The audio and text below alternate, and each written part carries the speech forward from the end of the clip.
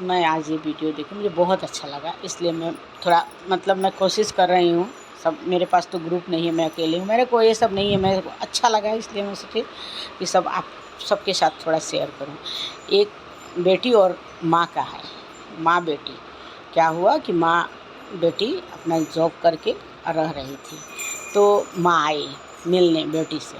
तो बेटी से मिलने आई, बेचारी माँ अपना माँ का ममता आई, तो खूब सुंदर साड़ी लेके आई और मैंने उसको क्या मालूम, फिर उसका बिना दरवाज़ा खटखटाए उसके रूम में पहुंच गई।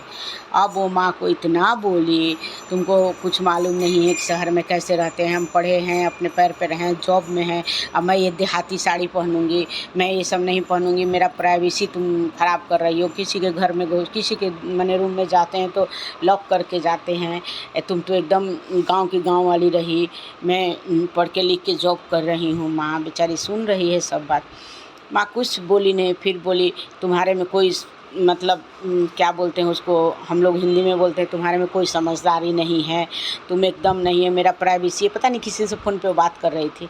माँ बोली बेटा देखो, मैं तुम्हारे लिए साड़ी लेके आई हूँ, बहुत सुंदर मुझे लगा, मैं गंवार हूँ, मैं देहाती हूँ, मैं साड़ी नहीं पहनूंगी, तुम ले जाओ।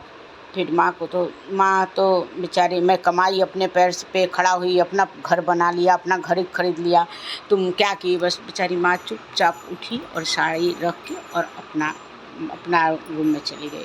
सुबह हुआ, वो अपना बैग पैक करके जाने लगी। बोली माँ, फिर बोली मम्मी तुम क्यों जा रही हो। बोली बेटा मैं ऐसे जगह पे नहीं रह सकती हूँ, मैं गांव की हूँ, हम लोग अपना संस्कार में हैं, मैं तो तुमको ऐसा संस्कार दी नहीं थी, लेकिन खैर तुम बड़ी आदमी हो गई हो, तुम अपना घर खरीद ली हो, अब तुम्हारे अपने बच्चों के घर में जाएंगे तो हम लॉक करके जाएंगे, और तुम अब कमाती हो, तुम साड़ी कहाँ पहनोगी, तुम मेरे पास तुम्हारा प्राइवेसी हम भंग कर रहे हैं, इसलिए हम सोच रहे हैं कि हम अपने घर अब जाएंगे।